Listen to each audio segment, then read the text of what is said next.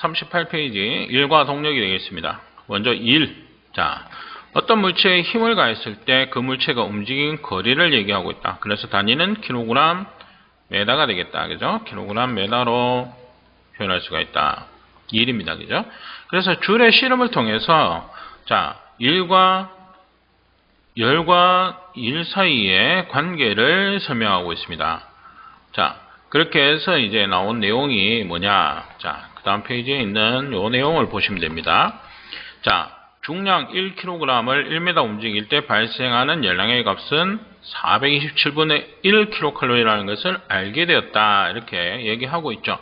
그래서 427분의 1kcal per kg 메다가 되겠습니다. 그죠? 그래서 중량 1kg를 1m 움직일 때 열량이 자, 이만큼 필요하다.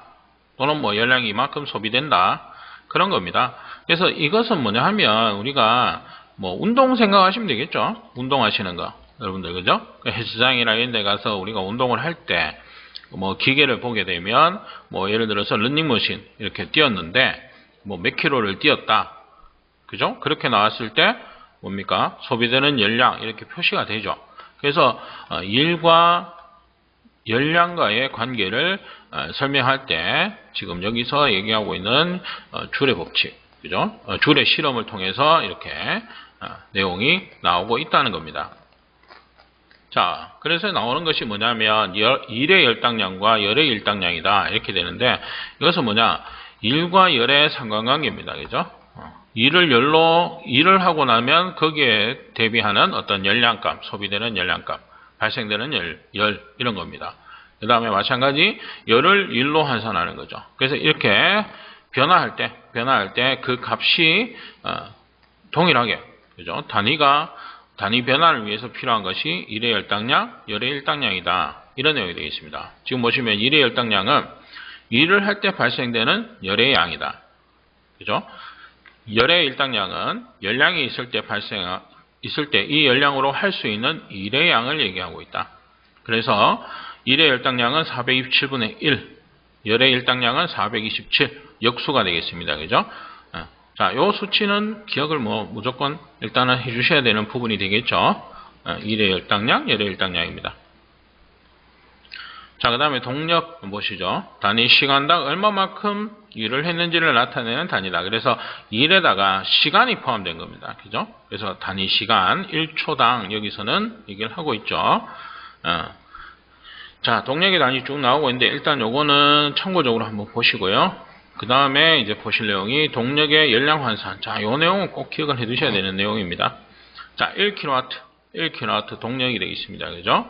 자, 이 1kW의 동력으로 할 수 있는 일의 양이 되겠죠. 일을 보게 되면 102km/s입니다. 그죠? 102kg의 무게를 1초 동안에 1m 움직일 수 있다. 이 내용이 되겠습니다. 그죠? 자, 이것을 우리가 열량으로 환산합니다. 열로. 그죠? 일을 열로. 그러면은 일을 열로 환산하니까 일의 열당량 값이 곱해진다. 427분의 1을 곱해주는 겁니다. 자, 근데 여기에서 3600이라는 것은 뭐냐? 자, 지금 시간의 단위를 보시면 여기는 초의 단위고요. 그 다음에 열량의 단위는 원칙적으로 우리가 시간당 열량으로 환산을 합니다. 그래서 1시간에 우리가 3600초가 되겠죠? 그렇게 해서 나온 결과값이 얼마냐면 860kcal/h다. 그래서 지금 요거는 중간과정 물론 이 계산과정 아시면 좋겠지만 그게 아니시더라도 일단은 뭐냐 요거는 그냥 그대로 암기가 되겠습니다. 그래서 1kW, 1PS, 1HP 그죠? 그래서 이제 마력이고 이제 영국 마력, 국제 표준 그다음에 이제 동력 그죠? 이렇게 세 가지가 있는데 요 세 가지 그대로 여기 필수 암기 요거 외우셔야 되겠다. 이건 어디에 쓰느냐 하면 동력을 가지고 얼마만큼 일을 했느냐, 열량을 발생시켰느냐 이런 것들 보통은 이제 펌프라든지 아니면 송풍기라든지 이런 것들 전기를 꼽아서 동력을 공급해 주는 것이죠. 그 동력을 공급했을 때 얼마만큼의 일을 하느냐 이런 것들 또는 얼마만큼의 열량을 발생시켰느냐 이런 것들을 환산할 때 이제 필요한 수치가 되겠습니다. 그죠?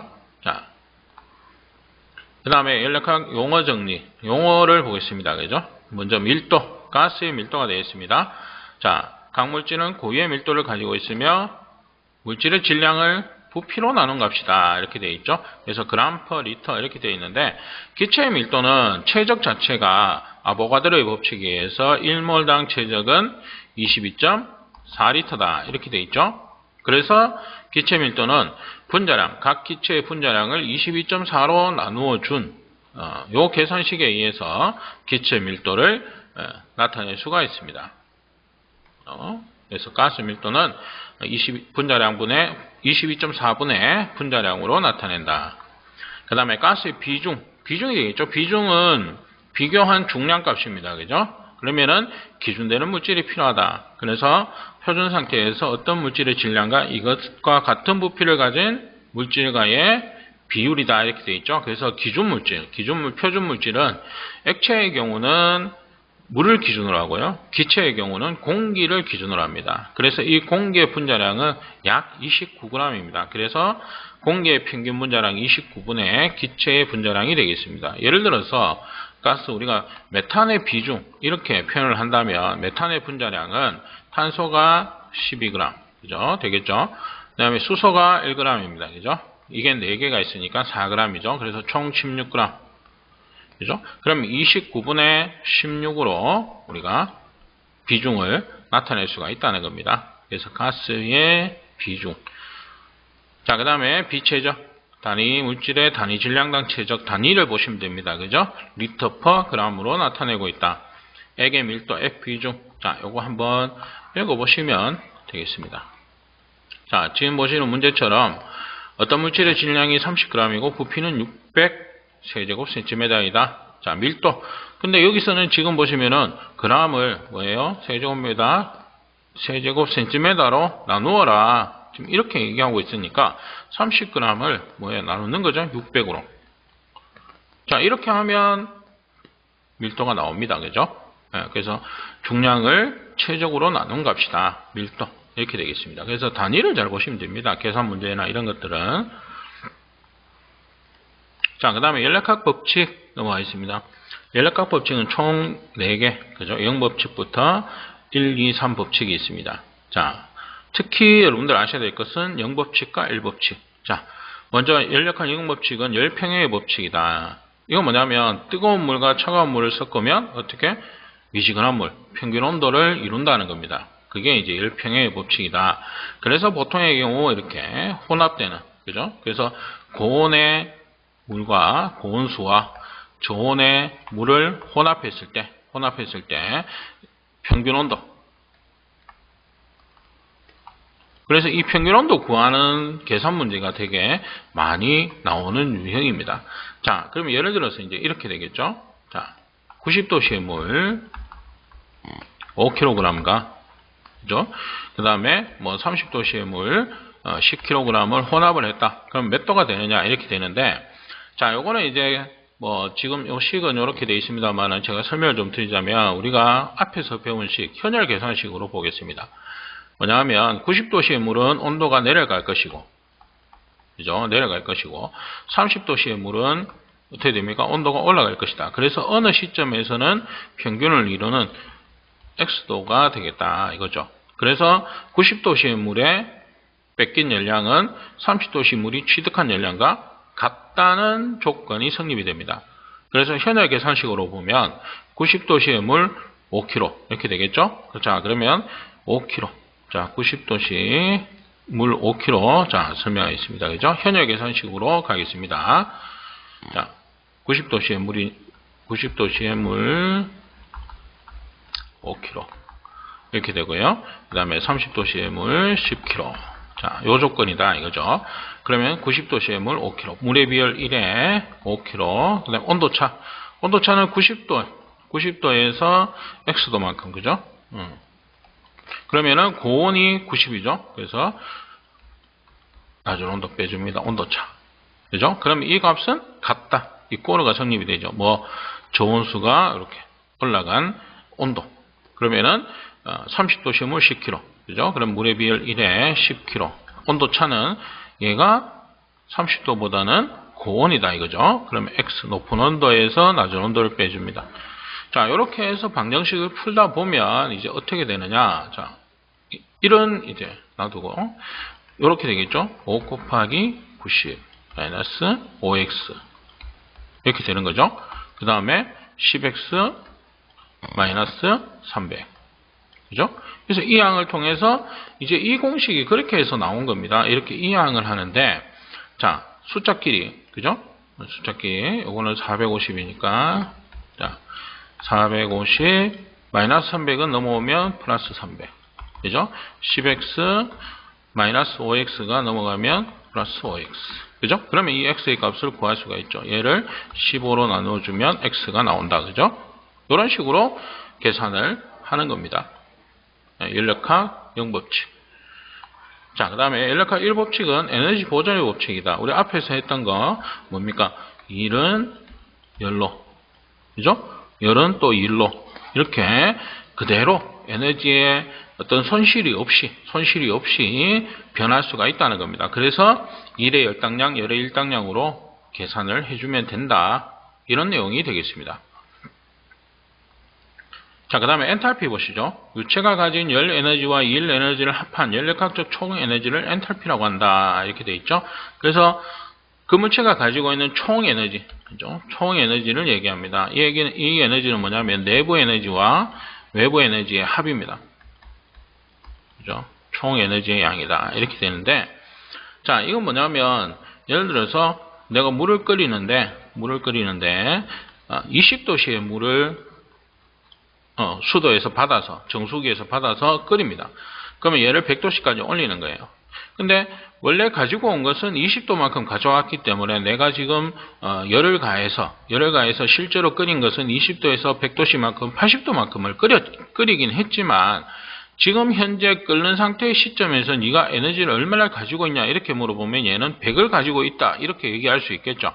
그게 외부에서 가져온 것이든 내부에서 받은 것이든 그게 중요한 게 아니고 지금 현 시점에서 네가 가지고 있는, 그죠? 물이 가지고 있는 에너지가 얼마냐 이렇게 얘기를 했을 때는 100이라는 것을 우리가 알 수 있다는 겁니다. 그래서 총 에너지의 합을 우리가 엔탈피라고 할 수 있다. 그것은 내부 에너지, 외부 에너지의 합으로 계산이 된다. 그게 엔탈피라는 용어가 되겠습니다. 자, 연력학 제2법칙은 우리가 에너지 흐름의 법칙이다 이렇게 되어 있습니다. 그래서 이것은 여기 보시면 이제 중요한 게 뭐냐면 어떤 기관이든 100% 열 효율을 가진 기관은 지구상에 존재하지 않는다. 그게 뭐냐면 앞에서 우리가 1법칙에서는 에너지 보존이다. 그래서 일은 열로, 열은 일로 바뀔 수 있다. 100%. 근데 실제적으로 이거는 거짓말이다. 이렇게 얘기하는 거예요. 이 법칙은 뭐냐? 일은 열로 바뀔 수 있지만, 일 에너지는 열 에너지로 쉽게 바뀔 수 있지만, 열 에너지는 일로 바뀔 때 뭐냐? 손실이라는 게 발생한다는 겁니다. 그죠? 그래서 열이 일로 바뀌지 않고, 전부 일로 바뀌지 않고 일부가 손실이 되는 겁니다. 외부로. 왜냐하면 열은 자연의 법칙에 의해서 고온에서 저온으로 흐르기 때문에 벽을 통해서든 뭐를 통해서든 손실이라는 게 발생을 한다는 겁니다. 그래서 100% 열효율 기관이라는 건 없다는 거죠.